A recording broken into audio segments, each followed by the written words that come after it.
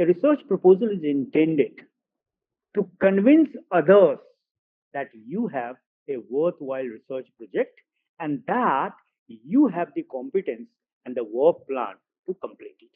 This is how I perceive what is a research proposal, right, friends? So let me analyze this particular statement. First thing, research proposal is not for yourself, right? Of course, for PhD students, a research proposal is for yourself, right? And for future reference for your supervisor. But primarily, this proposal is for others. Why for others?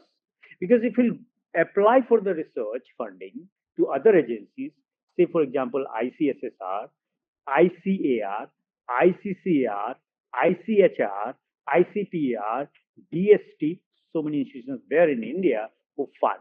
Sometimes I remember when our university, when I was in Verda, our was the first central university which was given a teaching learning center under this scheme only by Ministry of Education. So that time also to write anything in Hindi, to develop anything in Hindi, any person from India used to approach us. We had sufficient fund to grant them to conduct their research. So friends, what is the first point? That a research proposal is not for you, but it is for others. Why for others? Because you need to convince others that you have a worthwhile research project and that you have the competence and the work plan to complete it, right? So two things you have to show through your research proposal, and that's why always I tell to my students, अगर आपने अपना एक अच्छा research proposal बना लिया तो आपका कुछ लोग हैं जिनकी आवाज म्यूट नहीं है, मेरा आग्रह होगा कि अपनी आवाज को म्यूट कर ले थोड़ा। तो 60 से 70% आपका काम समझिए खत्म है।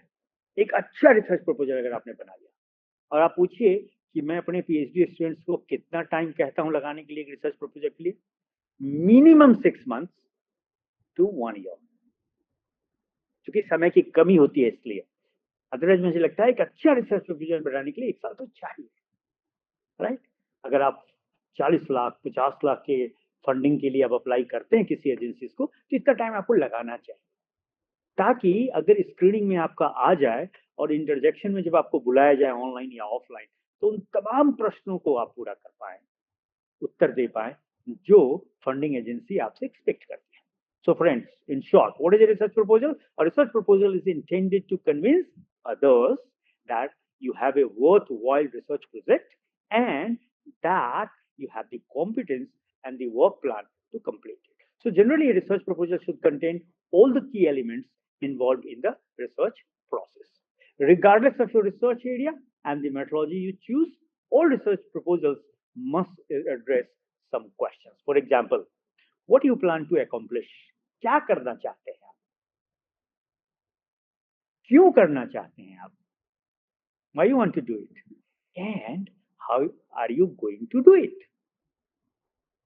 तो क्या करना है, क्यों करना है और कैसे करना है, बस ये मोटी मोटी बात है। चाहे आप पॉजिटिविस्ट पैराडाइम की रिसर्च को करते हैं या post positivist paradigm of research को करते हैं। So the proposal should have sufficient information to convince your evaluators. Evaluators means those who will evaluate whether the fund should be given to you or not. कुछ दिन पहले पिछले साल में उड़ीसा में गया, एक लड़का देखा वो बड़ा ही पोटेंशियल था, उसने कहा कि सर मैं काम करना चाहूंगा। उसने अपने प्रपोजल को भेजा, जितनी मेरी समझ थी मैंने उसको हेल्प किया, गाइड किया, और कल रात आप में से कुछ लोगों को मिला होगा, ICSSR ने अपना रिजल्ट दिया है, और वो लड़के ने आज सुबह बताया कि sir thank you so much for the help, मुझे रिसर्च प्रपोजल हमारा अवार्ड हो गया। ओके, तो अवार्ड होने से पहले आपके रिसर्च प्रपोजल में क्या चाहिए?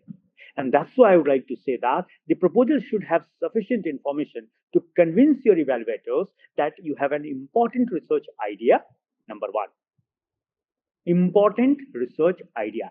That you have a good grasp of the relevant literature. और उस विषय पे आपकी अच्छी समझ होनी चाहिए। देखिए मैं एक बात बड़ा साफ कहता हूँ, जो पढ़ता नहीं है वो, कहते हैं लोग, जो पढ़ता नहीं है वो पढ़ा नहीं सकता है। इसलिए अच्छे से पढ़ाने के लिए अच्छे से पढ़ना जरूरी होता है। मैं इसी बात को ऐसे कहता हूं, जो पढ़ता नहीं है वो रिसर्च नहीं कर सकता है। आपकी नॉलेज का विस्तार क्या है, उसकी डेप्थ क्या है, और उसके आधार पे आपने क्या समझ बनाई है, ये आप रिसर्च करते हुए क्या अंजाम देंगे, ये डिसाइड करेगा। So you have an important research idea, number one, that you have a good grasp of the relevant subject or through literature and the major issues, and that you have methodology which is very very sound. अब देखिए लोग करते क्या है। अभी कल ही मैं अपनी पीएचडी की क्लास इग्नू में ले रहा था। इग्नू में पीएचडी फेस टू फेस है, सभी बच्चों को कोर्स वर्क करना पड़ता है। बहुत सारे जीआरएफ स्कूल है, और स्कूल ऑफ एजुकेशन के तहत दो डिपार्टमेंट है, स्ट्राइड और स्कूल ऑफ एजुकेशन। तो लगभग इस साल हमारे पास 30 से 35 वो है, 30 के करीब रिसर्च स्कॉलर है। तो कल ही मैंने कहा था, देखिए होता क्या, हम सब्जेक्ट लेते हैं और उसके बाद हम मेथोडोलॉजी पे जंप कर जाते हैं कि इस विषय पे ये मेथोडोलॉजी लगेगा। वो कौन सा बेसिस होता है जिसके आधार पे आप मेथोडोलॉजी को डिसाइड करते हैं? उसका कोई आधार होगा ना। आप कहते हैं कि हम क्वेश्चन एयर लगाएंगे, क्यों? या आप कहते हैं हम ओपन एयर लगाएंगे, क्यों? आप कहते हैं ऑब्जर्वेशन शेड्यूल लगाएंगे, क्यों? आप कहते हैं हम एक्सपेरिमेंटल रिसर्च करेंगे, क्यों? आप कहते हैं इन दो वेरिएबल्स पे करेंगे, क्यों? मुझे ऐसा प्रतीत होता है कि पूरे भारत में एक पेपर पढ़ाया जाना चाहिए रिसर्च कोर्स वर्क में, वो है लॉजिक ऑफ रिसर्च। और लॉजिक ऑफ रिसर्च से दो फायदे हुए। एक, व्हाट इज गिवन को हम सैक्रोसैंक्ट मांगते हैं और एक्सेप्ट कर लेते हैं और उसको करेक्ट करते हैं। नो, व्हाट इज गिवन को आप क्वेश्चन कर पाए। इसीलिए मेथोडोलॉजी तक पहुंचने से पहले आपको दो काम करना होगा। आप क्या शोध करना चाहते हैं, उस विषय पे क्यों शोध करना चाहते हैं, और उस शोध के दौरान आप क्या जानना चाहते हैं। What do you want to know? उस प्रॉब्लम की किस रियलिटी को आप कैप्चर करना चाहते हैं, और उस रियलिटी, पहली बात, और उस रियलिटी को समझा भी जा सकता है या नहीं, जाना जा सकता है या नहीं थ्रू द रिसर्च, ये समझना है। यानी ऑन्टोलॉजिकल क्वेश्चन क्लियर होना चाहिए आपके रिसर्च प्रॉब्लम से संबंधित। अब आते हैं कि जब लगे कि हाँ जाना जा सकता है, तब है कि उसको कैसे जाना जा सकता है। तो दूसरा जो पैराडाइम है वो क्वालिटेटिव में भी, वो है एपिस्टेमोलॉजिकल क्वेश्चंस। तो पहले ऑन्टोलॉजिकल क्वेश्चन को आंसर देना होगा, फिर एपिस्टेमोलॉजिकल क्वेश्चन को आंसर देने का, तब मेथोडोलॉजिकल क्वेश्चन को आंसर देना होगा, और तब आप मेथड को देंगे। और ऐसा करते हुए रिसर्च की किस भाषा का आप उपयोग करेंगे। क्यों मैं ऐसा कह रहा हूं? क्योंकि जब आप पॉजिटिविज्म के रिसर्च करेंगे, पॉजिटिविज्म के दायरे में करेंगे, पॉजिटिविस्ट रिसर्च करेंगे, जिसको पॉपुलर लैंग्वेज में हम क्वांटिटेटिव रिसर्च कहते हैं। दुनिया में क्वांटिटेटिव रिसर्च और क्वालिटेटिव रिसर्च कुछ नहीं होता है। या तो वो पॉजिटिविस्ट रिसर्च है या वो पोस्ट पॉजिटिविस्ट रिसर्च है, समझ रहे हैं? लेकिन चूंकि पॉजिटिविज्म को हम उस तरीके से पढ़ते नहीं है समझने के लिए, तो पॉपुलरली हम कह देते हैं मैं क्वांटिटेटिव रिसर्च कर रहा हूँ। और पोस्ट पॉजिटिविज्म को हम उस तरह से नहीं समझते हैं, तो मैं कहता हूँ कि मैं क्वालिटेटिव रिसर्च कर देता हूँ। तो इन चार चरणों से जब आप गुजर जाएंगे, तब आप मेथड पे पहुंचते हैं। आज हो क्या रहा है सभी विश्वविद्यालयों में, खासकर पीएचडी लेवल पे, ये रहा रिसर्च प्रॉब्लम, ये रहा उसका ऑब्जेक्टिव्स, ये रहा हाइपोथेसिस, और ये रही मेथोडोलॉजी। अभी मैं और इस देश के एक जाने माने रिसर्च एक्सपर्ट हैं, हम दोनों किसी आरडीसी के मीटिंग में किसी विश्वविद्यालय में थे, और मैंने ज्यादातर लोगों से एक ही सवाल पूछा, आप क्यों ऐसा करना चाहते हैं, यही दो वेरिएबल क्यों लेना चाहते हैं, या इन दो वेरिएबल का ही संबंध आप क्यों समझना चाहते हैं। फाइन फ्रेंड्स, तो आप जनरली देखेंगे, if you scan the research proposals of various university in India, you will find they start with introduction, then they come to the statement of the problem, then comes to the terms defined, then the objectives, hypothesis, significance of the study, rationale of the study. See, significance of the study is different from rationale of the study, and rationale of the study is different from significance of the study. And then what people do?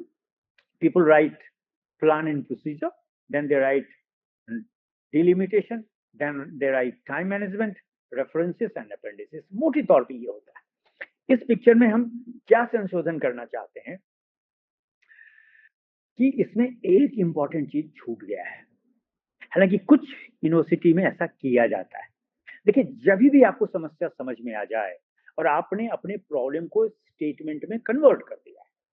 तो आपको पहला काम करना है कि किन प्रश्नों के उत्तर के लिए आप ये शोध करना चाहते हैं।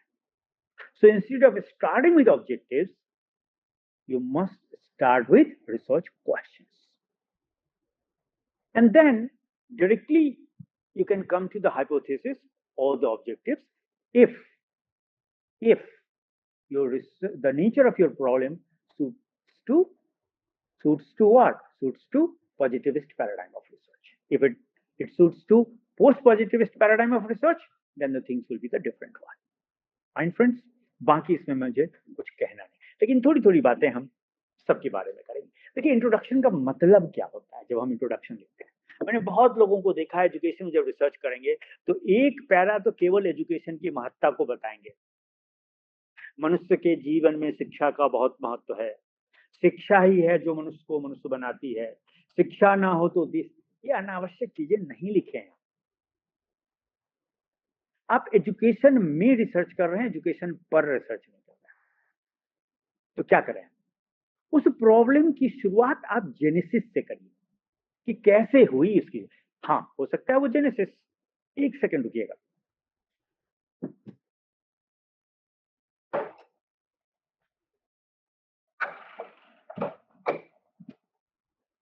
तो उस प्रॉब्लम की शुरुआत आप जेनेसिस से करिए, सीधे प्रॉब्लम पे आइए।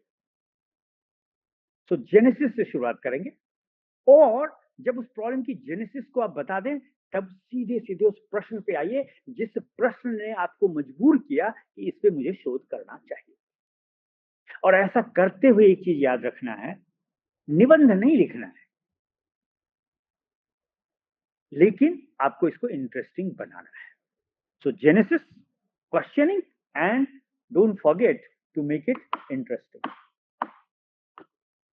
So this section should be used to put the work into context.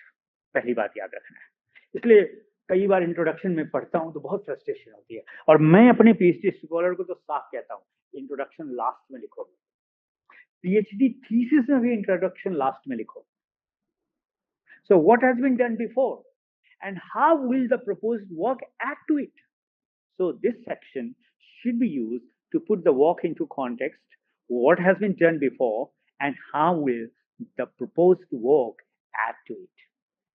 Second point that you have to remember, what is the innovative aspect in this research project? अभी पिछले सप्ताह ही किसी विश्वविद्यालय, नाम नहीं लूंगा, वहां मैं गया था पीएचडी का वाइवा घोषित करने।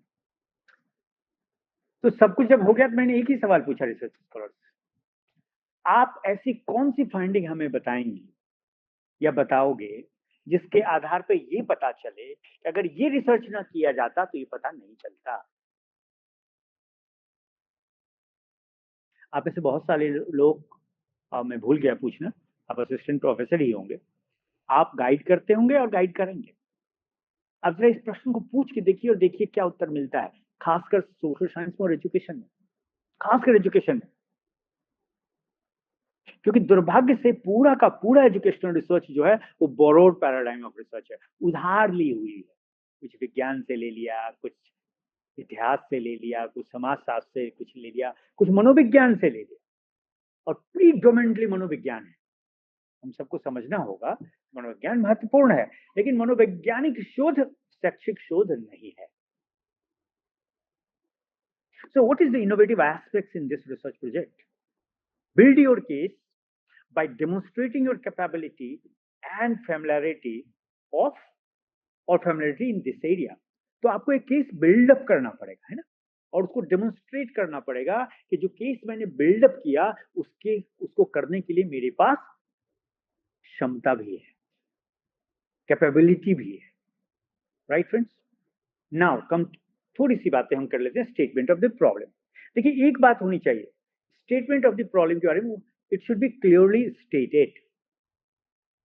और प्रॉब्लम के, ये ठीक है कि आर्टिकल का जब हम ए एंड दी यूज करते हैं तो मीनिंग बदल जाता है, राइट। तो क्लियरली स्टेट करिए अपने प्रॉब्लम को और शॉर्ट रखिए, 4 लाइन का 5 लाइन का नहीं, उसको अंदर लिख दीजिएगा आपको जो भी करना है। So the title of the research proposal should convey the main purpose of the research. क्या मतलब हुआ? इसका मतलब ये हुआ कि the title of the research protocol should convey the main research questions of the research, कि उस टाइटल को पढ़ते ही क्या प्रश्न है इस शोध के उसका पता चलने लगे. So the title is usually the first part of the protocol to be read and therefore should convey maximum information in fewer words. Right? मैं नहीं कहूंगा 5 शब्द में 10 शब्द में, ना ये सब नहीं कहूंगा. Then come to the terms defined.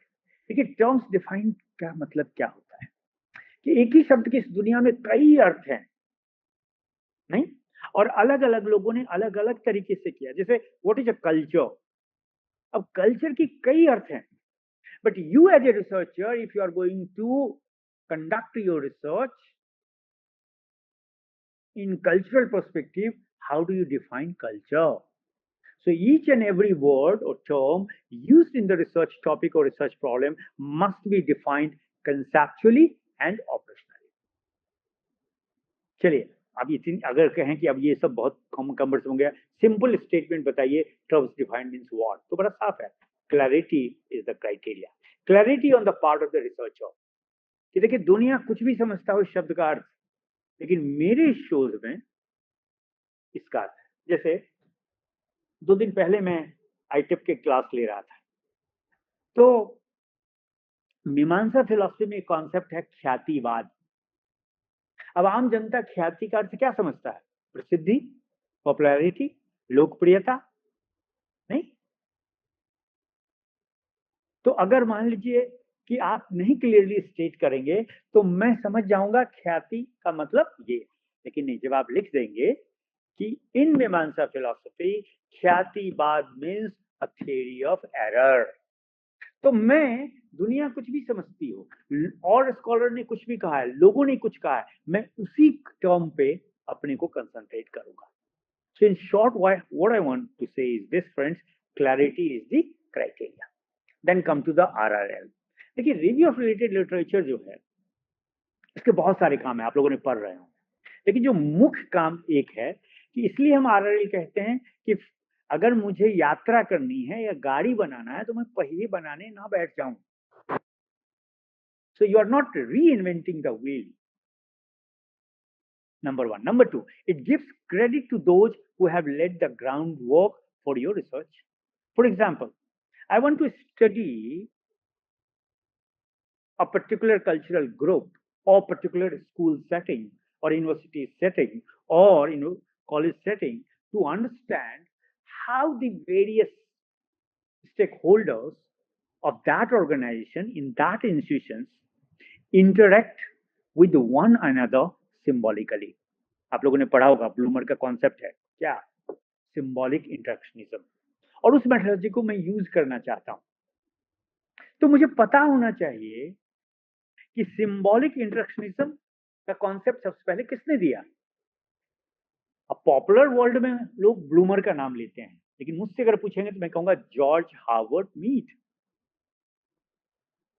एक फिलोसफर था, एक थिंकर था, और मीड के इस कॉन्सेप्ट को रिसर्च मेथोडोलॉजी के टूल के रूप में या मेथोडोलॉजी के रूप में कन्वर्ट किया ब्लूमर ने. The point is that you do RRL to give proper credit to those who have laid the groundwork for your research and demonstrate your knowledge of the research problem. कि भाई ये ऐसे ही नहीं लिख दिया मैंने इस समस्या को समस्या बनाने से पहले मैं काफी अध्ययन किया हुआ है. और हाँ, ये की चीज मैं भूल गया बताना उसमें कि स्टेटमेंट ऑफ द प्रॉब्लम जो है basically to problematizing the phenomena है. किसी घटना को प्रॉब्लमेटाइज करना ही रिसर्च का क्वेश्चन फॉर्मुलेशन है, रिसर्च प्रॉब्लम फॉर्मुलेशन है. So demonstrate your understanding of the theoretical and research issues related to your research question and please show your ability to critically evaluate relevant literature information. Fine? Short में इतनी बातें, बहुत सारी बातें हैं लेकिन इतनी करूंगा क्योंकि तीनों हिस्से मुझे कवर करना है. अब हम आते हैं ऑब्जेक्टिव, लेकिन नहीं, इससे पहले क्या करेंगे? Research question. और बहुत रिसर्च क्वेश्चन नहीं लीजिए, 2, 3, 5 बस. और अगर ये पोस्ट पॉजिटिविज्म का रिसर्च है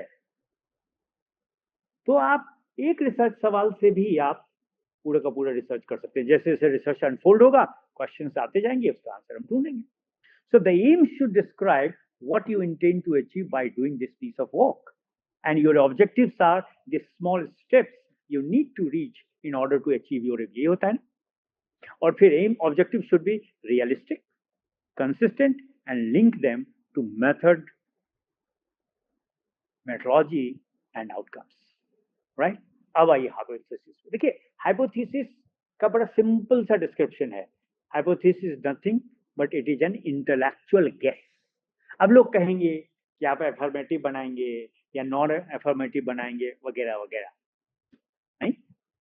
सो hypothesis are tentative statements of the expected relationship between two और more than two variables. For example, जब हम लिखें कि there is a significant positive relationship between self concept and mathematics achievement, या हम लिखें कि the class using mathematics manipulatives will show significantly higher levels of mathematics achievement than the class using a traditional algorithmic approach।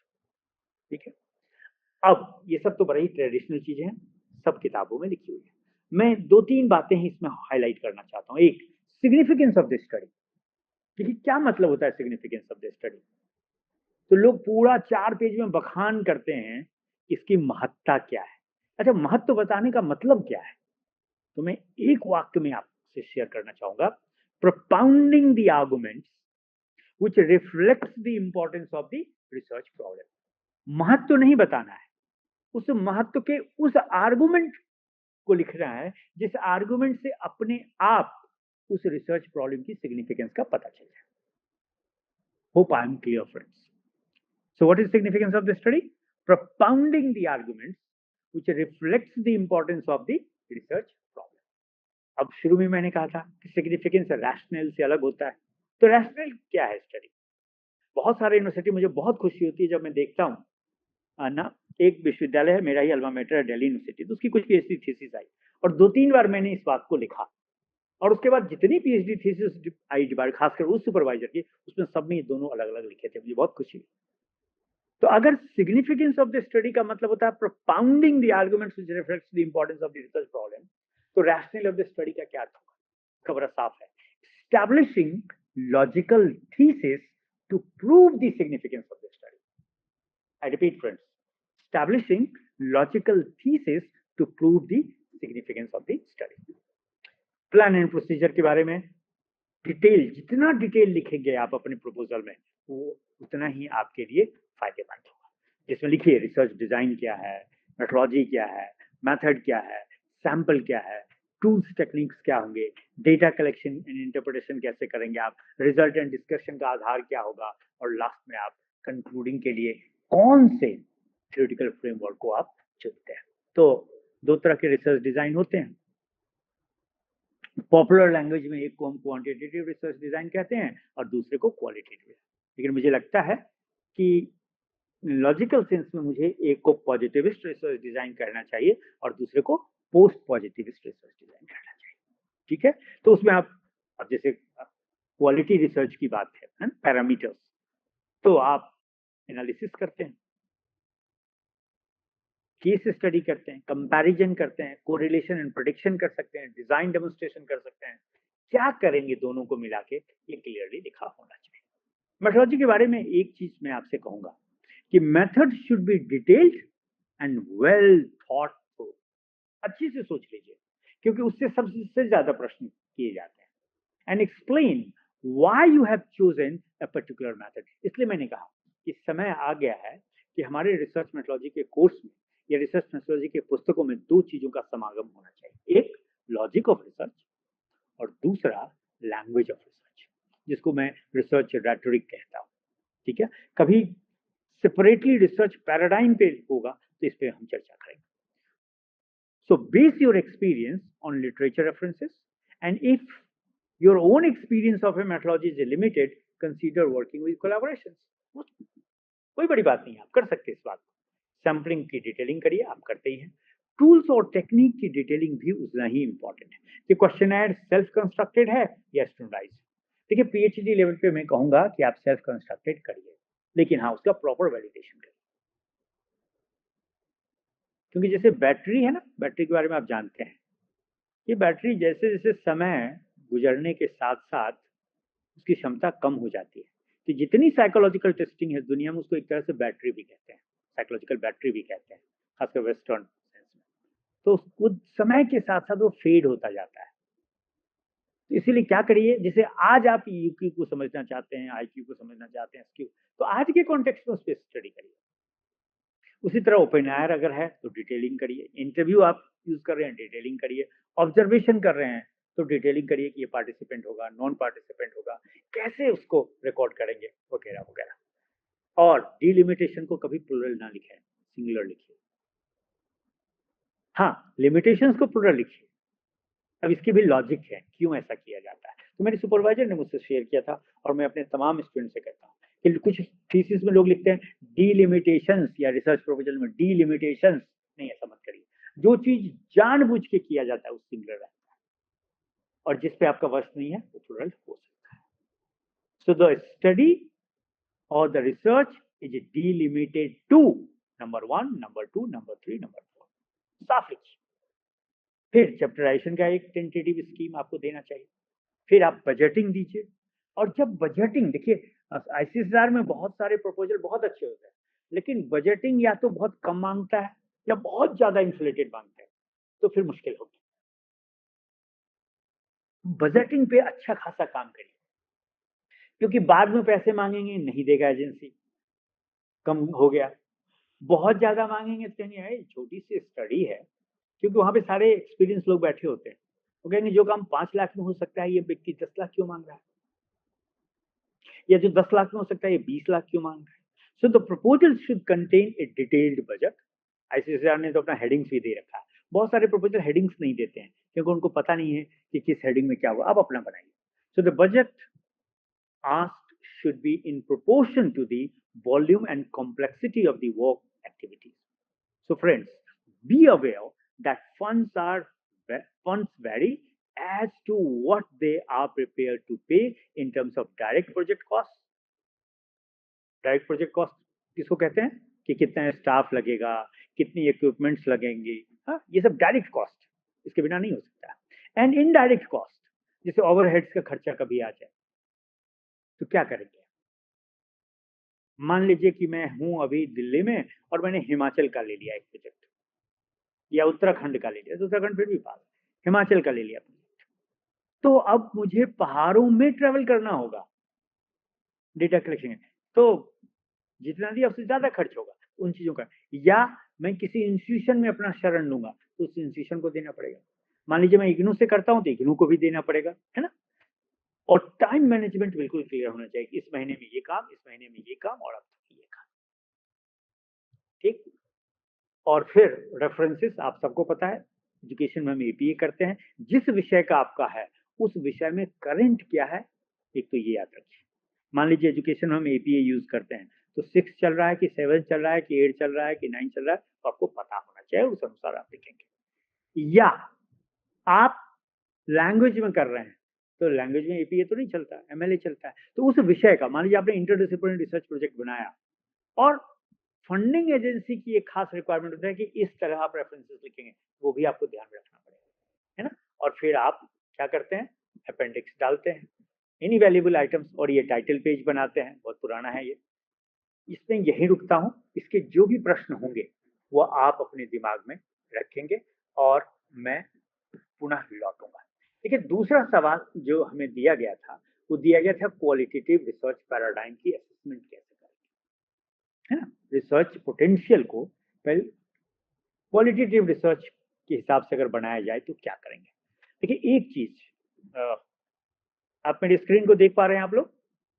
Yes sir, yes sir. अच्छा अच्छा, आप देख पा रहे हैं, ठीक है। तो एक सेकंड का टाइम दीजिएगा,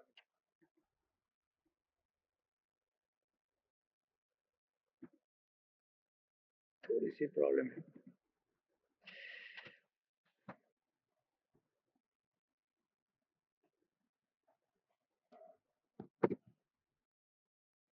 actually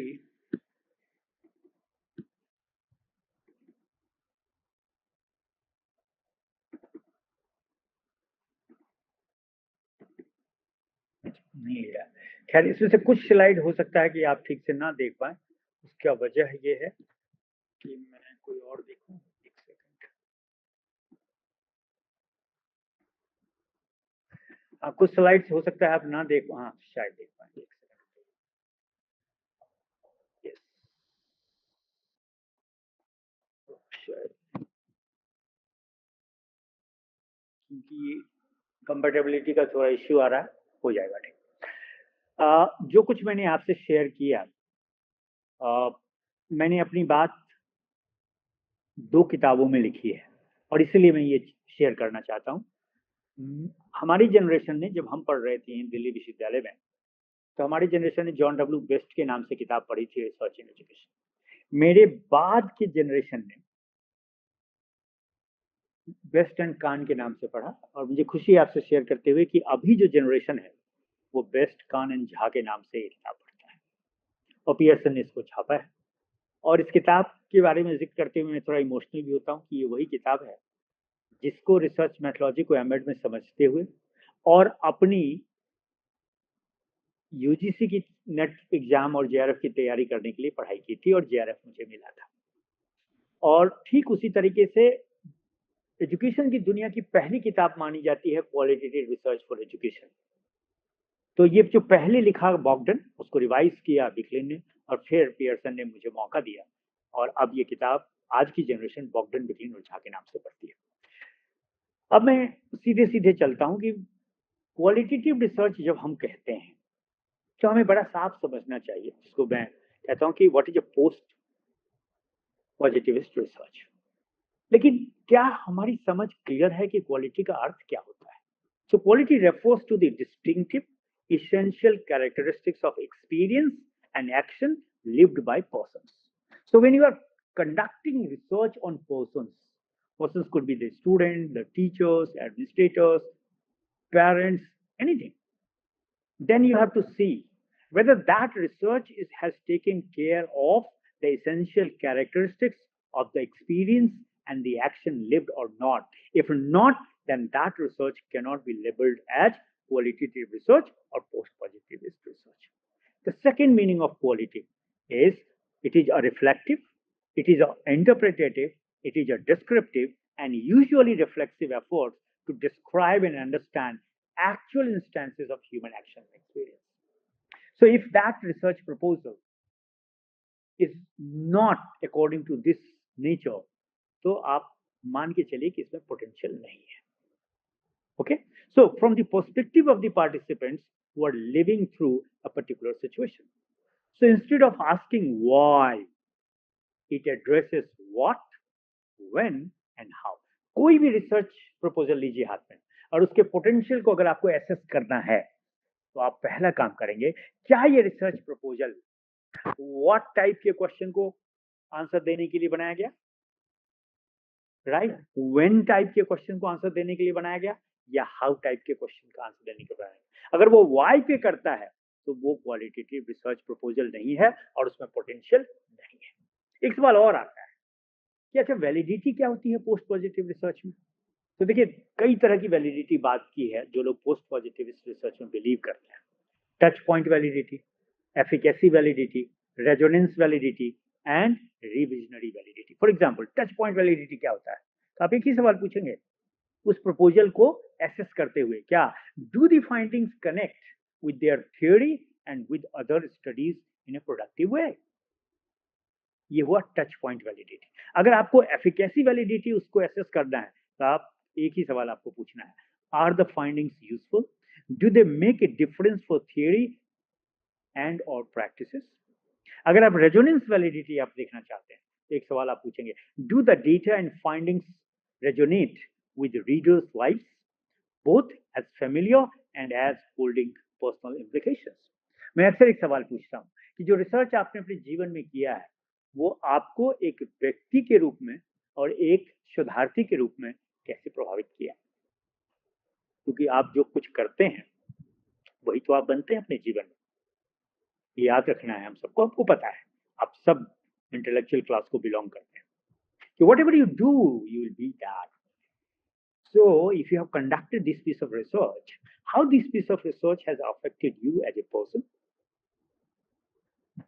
or as a researcher. Similarly, revisionary validity. Do the findings aid research readers to revise, to revision, prior understanding, either academic or personal, right? अब सवाल उठता है कि जो रिसर्च प्रपोजल आपके सामने है, राइट, उसको किन आधार पे हम कहेंगे कि ये क्वालिटेटिव रिसर्च में पोटेंशियल है और इसको ग्रांट दिया जा सकता है. तो मैं दो चार क्वेश्चन जरूर पूछता हूँ. पहला, उस प्रपोजल में देखता हूँ personal accountability, gaining experience with this approach, wanting to get experience, want to understand and experience, and when traditional research has reached its limits, right? अच्छा, एक चीज आप जानते होंगे कि किसी से पूछिए दुनिया का कि रिसर्च कैसे किया जाता है, क्वालिटेटिव और क्वांटिटेटिव, वो तीन बात कहेगा, मेथड, मेथोलॉजी और थियोरेटिकल पर्सपेक्टिव. थोड़ी देर पहले मैंने आपसे कहा है कि क्या उस रिसर्च प्रपोजल में रिसर्चर ने ontological question related to the nature of the problem, epistemological question related to nature of the problem, and axiological questions related to the nature of the problem का जवाब देने का कोशिश किया है कि हम इसको जानना चाहेंगे या इस तरह के प्रश्नों को उठाया है या नहीं उठाया है. इसीलिए मेरी समझ में जो जिसको आप लोग क्वालिटेटिव रिसर्च दुनिया कहती है, मैं इसको पोस्ट पॉजिटिव रिसर्च कहता हूं. एक ही चीज है करीब करीब, लेकिन टर्मिनोलॉजी थोड़ा एक ही यूज करें तो हम ज्यादा अच्छा है. वह और उसके क्या की एलिमेंट्स है, कहेंगे method and methodology, theoretical perspective, epistemological, ontological and axiological questions, और एक जो मैंने शुरू में कहा था वो है rhetoric, the language of the research. बहुत सारे लोग अच्छे प्रपोजल लिखते हैं लेकिन उस प्रपोजल की भाषा शोध की भाषा नहीं होती है. इसलिए अक्सर मेरे स्टूडेंट्स या कोई भी, शुरू में मैं भी ऐसा ही करता था कि इंट्रोडक्शन में कहानी जब लिखने लगता है, निबंध लिखने लगता है, तो उसको काट के हटा दो. और जब क्वालिटेटिव रिसर्च की पोटेंशियल को आप देखें तो आप बड़ा साफ देखेंगे ये मैक्रो लेवल के रिसर्च को कंडक्ट करने के लिए कह रहा है या मेजो लेवल के रिसर्च को करने कह रहा है. इसका मतलब वो सोसाइटी की बात करता है या कम्युनिटी की बात करता है, या सोसाइटी की बात करे या कम्युनिटी की बात करे, वो थ्योरी और प्रैक्टिस दोनों की बात करेगा. ठीक. और हाँ, अगर वो माइक्रो लेवल पे भी करता है तो भी कोई दिक्कत नहीं है ना. तो एक ये डायग्राम छोटा सा है, माइक्रो एजुकेशनल कॉन्टेक्स्ट किस तरह से करता है, क्या उसका रिसर्च प्रपोजल इसको मैच करता है या इसको मैच करता है, राइट. एनीवे, अब मैं सीधे सीधे चलता हूं कि देखिए हो क्या रहा है. जब हम क्वालिटेटिव रिसर्च कहते हैं, इन सब क्वेश्चंस को छोड़ते हैं क्योंकि तीन टॉपिक क्लियर करना है तो थोड़ा मुश्किल होगा, कि आपको सीधे सीधे क्वालिटेटिव रिसर्च पैराडाइम की समझ होनी चाहिए, नहीं, या जिसको आप पोस्ट पॉजिटिविस्ट रिसर्च पैराडाइम कहते हैं, या आप उसको ऑल्टरनेटिव इंक्वायरी पैराडाइम भी कह सकते हैं. और उसके तीन हिस्से में आपको अपने प्रपोजल से रिलेटेड प्रश्नों का उत्तर पता होना चाहिए. वो तब होगा जब आप पॉजिटिविज्म के ऑन्टोलॉजिकल, एपिस्टेमोलॉजिकल और मेथोलॉजिकल क्वेश्चन का आंसर जानते हैं, तभी आप पोस्ट पॉजिटिविज्म के ऑन्टोलॉजिकल, एपिस्टेमोलॉजिकल और मेथोलॉजिकल क्वेश्चन दे सकते हैं. मेथड इसलिए गलत हो जाता है क्योंकि उसकी ऑन्टिक और एपिस्टेमिक डायमेंशन के बारे में हम अच्छे थॉट थ्रू नहीं करते हैं, राइट. अब जब क्वालिटेटिव रिसर्च पैराडाइम की बात आती है तो सीधा लोग लिख देते हैं केस स्टडी करेंगे जी, एथनोग्राफिक स्टडी करेंगे जी, नहीं, ग्राउंडेड थ्योरी करेंगे जी, नैरेटिव इंक्वायरी करेंगे जी, सिंबॉलिक इंटरेक्शनिज्म करेंगे जी, फोकस ग्रुप डिस्कशन करेंगे. क्यों करेंगे? क्या वो क्रिटिकल थ्योरी के करीब है या कंस्ट्रक्टिविज्म के करीब है? ठीक है ना. तो पोस्ट पॉजिटिविज्म के इस डायमेंशन को और क्रिटिकल थ्योरी के इस डायमेंशन को समझना जरूरी है. एक बात ये कहूंगा. दूसरा बात जो पैराडाइम के बारे में अक्सर मैं कहता हूँ, इस स्लाइड्स को गौर से देखेंगे कि आपकी रिसर्च प्रॉब्लम क्या ये 5 चीजों के बारे में उत्तर देता है क्या, कि आपके क्या वो रिसर्च प्रपोजल वो जिस रिसर्च की जो प्रॉब्लम है उसकी नेचर को मैच करता है और उसके ऑन्टोलॉजिकल एजम्पशंस के बारे में क्लियर है, क्या उसकी एपिस्टेमोलॉजिकल एजम्पशंस की क्लैरिटी है, क्या उसकी एक्सियोलॉजिकल एजम्पशंस की क्लैरिटी है, क्या उसकी मेथोडोलॉजिकल एजम्पशंस की क्लैरिटी है, और जो सबसे इंपॉर्टेंट है वो है rhetoric and language of logic of the research, क्योंकि यही सब मिलके constituents of paradigm of post positivist research या क्वालिटेटिव रिसर्च बनाते हैं। ठीक है, ये सब छोड़ते हैं कि क्यों हम करते हैं ऐसा और किस लिए करेंगे। एक सुझाव आपको देना चाहूंगा मैं, और वो ये दूंगा कि आप स्टडी जरूर करिए। अगर आप स्टडी नहीं करते हैं या नहीं करवाते हैं, मान लीजिए आपसे रिसर्च सुपरवाइजर है और अपने स्टूडेंट्स को पढ़ने नहीं कहते हैं, और मान लीजिए आपने इंटरप्रेटिविस्ट रिसर्च ले लिया, तो उसकी क्या है ऑन्टोलॉजिकल एजम्पशंस, उसकी क्या अकॉर्डिंगली एपिस्टेमोलॉजिकल एजम्पशंस होगी, ये समझ होनी चाहिए। और किन किन मेन थिंकर्स को पढ़ना चाहिए, तो आप कहेंगे कि एडमंड हसल को पढ़ें, अगर फेनोलॉजिकल स्टडी आप कर रहे हैं, आर्थर शूल्स को पढ़ें।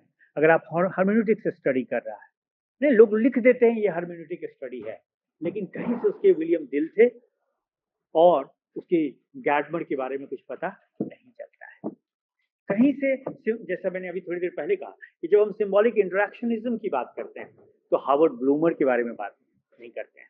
जब लोग एथनोमेट्रोलॉजी की बात करते हैं तो हैरोल्ड गारफिंकल के बारे में बात नहीं करते हैं। तो ये आपको करना चाहिए। उसी तरह अगर क्रिटिकल पैराडाइम में तो किसको पढ़ें कि क्रिटिकल पैराडाइम की समझ में, उसमें डायलॉग एंड डायलेक्टिकल के बारे में उस रिसर्च प्रपोजल में है कि नहीं, और उनके जो थिंकर्स हैं उनके आइडियाज उसमें है नहीं। सिंपली मैंने देखा है बहुत सारे लोग स्ट्रक्चरलिज्म का हम स्टडी करेंगे, क्वियर थियरी का उपयोग करेंगे, फेमिनिज्म का करेंगे, पोस्ट मॉडर्निज्म करेंगे, क्यों और किस लिए और उसके लिए क्या प्रूफ है, ये दो चीजें आप जरूर करना होगा। और अगर इन प्रश्नों का उत्तर कोई भी रिसर्च प्रपोजल देता है तो आप मान के चलेंगे कि वो रिसर्च प्रपोजल पोटेंशियल है उसमें और उसको ग्रांट दिया जाना चाहिए या उस पर स्टडी किया जाना चाहिए, नहीं तो नहीं करना चाहिए। तो सिंबॉलिक इंटरेक्शनिज्म में मीनिंग्स, सिंबॉलिक लिव्ड एक्सपीरियंस के बारे में जरूर जानकारी होनी चाहिए। इसी तरह फिनोमेनोलॉजिकल है, इसी तरह कंस्ट्रक्टिविस्ट हर्मेन्यूटिक्स है, वगैरह वगैरह।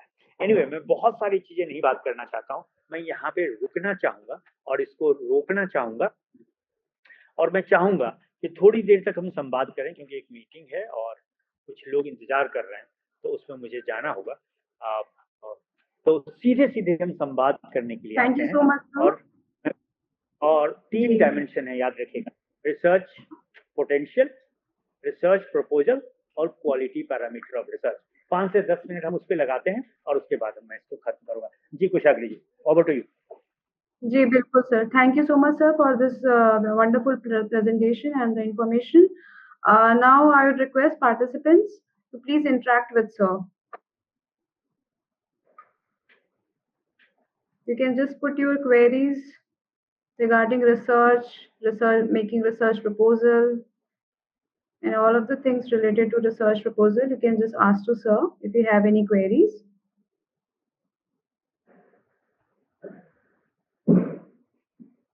Sir, this is Dr. Rajesh Kumar Chaurasia ji from Vasanta, Associate Professor in Vasanta College in Philosophy. Right. तो मेरी मुश्किल ये है सर कि आपने बहुत सारी चीजें टर्म यूज किए हैं जैसे epistemological and ontological and positivism, post post positivism etcetera. वो जी जी जी तो इनका दर्शन में, फिलोसफी में एक मतलब एक इनका वो होता है, अर्थ होता है, मतलब जो उसी की उनका एक मतलब विशेष अर्थ होता है फिलोसफी में।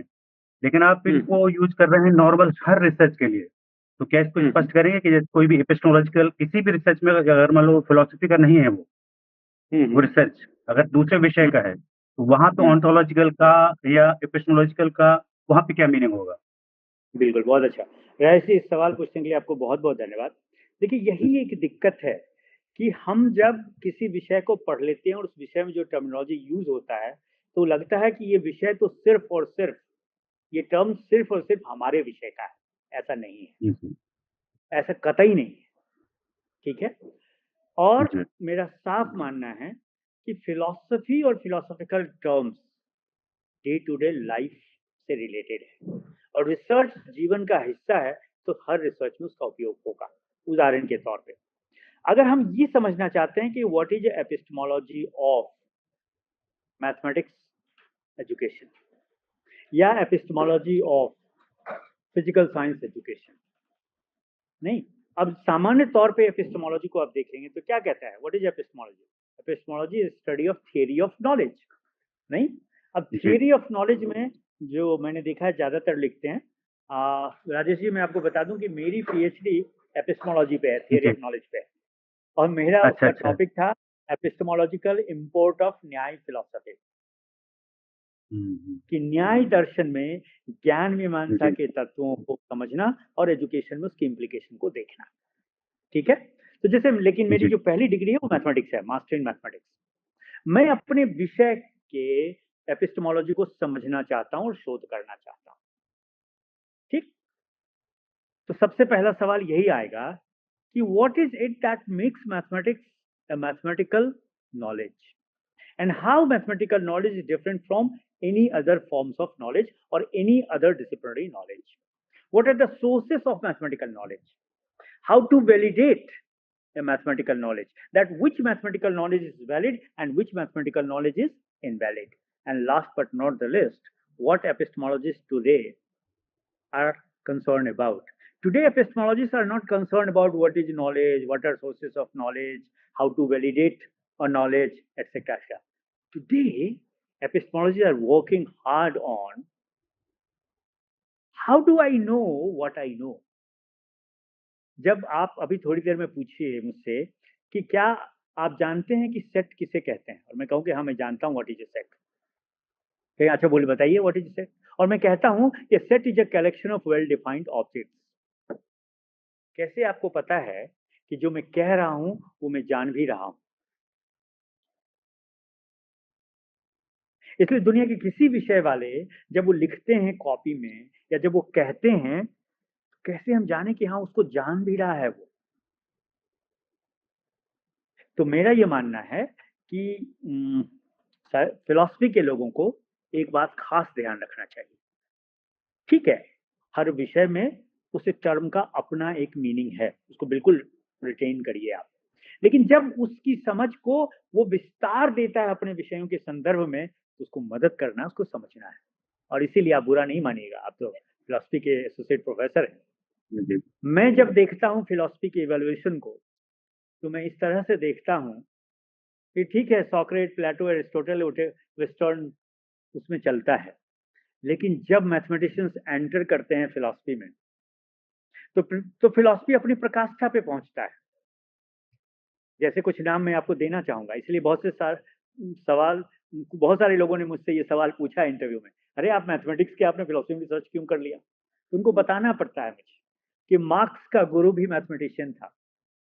उनको बताना पड़ता है कि रेन डेकार्टा कोजियो ओगो सू, I think therefore I exist, वो मैथमेटिशियन था। उनको बताना पड़ता है हेगल मैथमेटिशियन था। उनको बताना पड़ता है, और मेरे पास करीब 100 से 150 फिलोसफर की सूची है जो सब गणितज्ञ थे और गणित और फिलोसफी में कमाल का लिखा। बर्ट्रैंड रसल की किताब history of western philosophy, celebrated book, नहीं, इमैनुअल कांट की बुक, डेकार्ट की किताब, लैबनिज की किताब, नहीं, एन व्हाइटहेड की किताब, पता नहीं कितने। तो ये सब एक नई प्रकाष्ठा को जन्म देता है। मेरा तो ये मानना है कि किसी भी विषय को समृद्ध करना है तो उस विषय की एंटिटी को मेंटेन करिए, साथ ही दूसरे विषय को उसमें आने दीजिए और वो अपने तरीके से बताएगा। ये मत कहिए कि त्रिभुज का अर्थ ये होता है, हाँ गणित में त्रिभुज का अर्थ ये होता है, लेकिन रिसर्च में भी हम ट्रायंगुलेशन शब्द का प्रयोग करते हैं ना। अब मैथमेटिक्स कहेगी नहीं नहीं नहीं, ट्रायंगुलेशन शब्द का तुम प्रयोग मत करो, क्योंकि ट्रायंगल का कॉन्सेप्ट तो मैथमेटिक्स देता है। तो ये नहीं होनी चाहिए। मुझे लगता है कि जैसे ऑन्टोलॉजी का सवाल क्या है, रियलिटी का सवाल है, बीइंग का सवाल है, तो हम क्यों नहीं अपने विषय की रियलिटी को समझना चाहें? और इसीलिए मैं एरिस्टोटल से डिफर करता हूं। जब एरिस्टोटल कहता है mathematical reality is the only true reality in this world, I say no, no reality is no reality is ultimate true reality. Every reality is a mentally constructed reality, right? क्योंकि अगर आप post realism की बात करेंगे तो वो होगा। तो विषयों को आने दीजिए और उसको अपनी तरह, हाँ अगर वो गलती कर रहा है तो आप उसको करेक्ट करें, लेकिन हर विषयों को, हर प्रॉब्लम की, आप कभी मौका मिलेगा राजेश जी, तो हर प्रॉब्लम की मैं आपको ऑन्टोलॉजिकल, एपिस्टेमोलॉजिकल, एक्जियोलॉजिकल डायमेंशन आपसे जिक्र करना चाहूंगा। संक्षेप ठीक में है। आज इतना ही करूंगा। Thank you Rajesh ji.